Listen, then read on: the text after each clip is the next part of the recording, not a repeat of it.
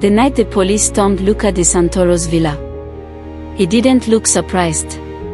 He looked at me and smiled. Not angry. Not betrayed. Just certain. You were sent to destroy me, he said calmly, as gunfire shattered the glass walls behind us. And the worst part wasn't that he knew. The worst part was, I didn't want him to fall anymore. My name is Sofia Marino. 6 months before that night, I was recruited. Not because I was brave. Not because I was strong. But because I was invisible. 26 years old. Financial analyst. No criminal record. No powerful family. And one more thing. I looked like someone a powerful man might trust.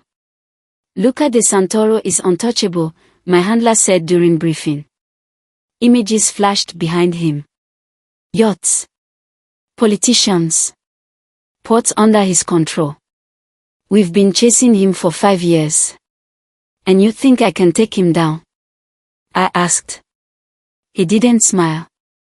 We think you can get close enough. That was the moment I should have walked away. Instead, I signed. De Santoro Imports. Clean offices. Polished floors. Hidden corruption underneath.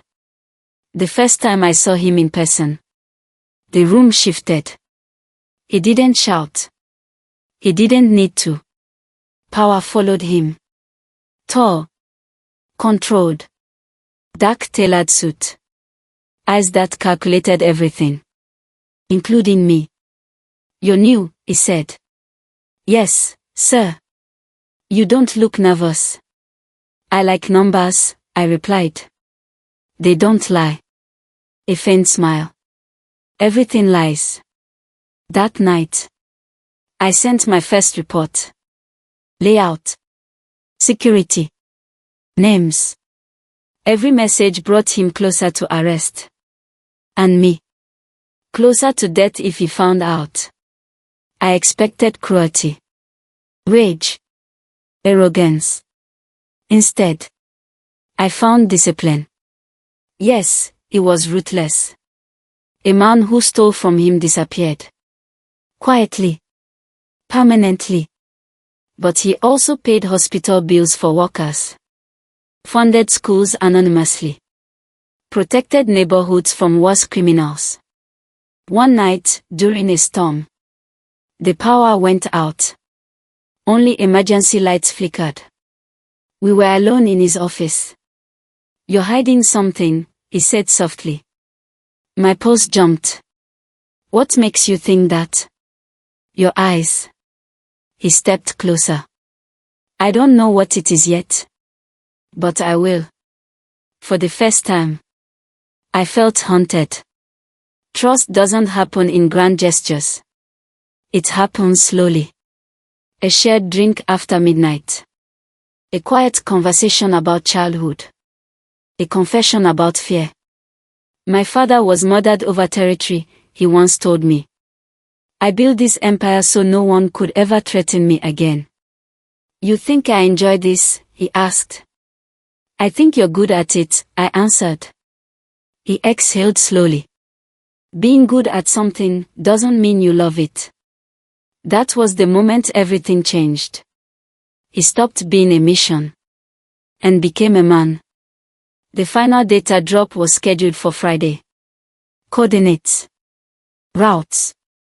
Meeting times. Enough to destroy him. That same night, he invited me to dinner. Cliffside Villa. Candlelight. Ocean below. I trust you, he said suddenly. The words felt like a knife. My phone vibrated in my purse. Confirmation. Midnight raid authorized. Lethal force permitted. At 12:03 a.m. Gunshots shattered the windows. Men flooded the villa. Chaos. Smoke. Screams. Luca grabbed me. Pulled me behind stone pillars. Stay down. He moved with terrifying precision, returning fire, issuing orders. Then, in the space between bullets, he looked at me. Not confused. Not shocked. Aware. You, he said quietly. I couldn't deny it. I'm sorry. He stared at me. 3 long seconds. Then something shifted. Not rage. Calculation. Instead of running alone, he grabbed my wrist. Come. We escaped through underground tunnels. Smoke behind us.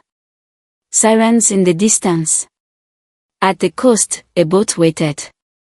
Engines running. You betrayed me, he said. Yes. Why? It was my job. And what am I to you now? Silence.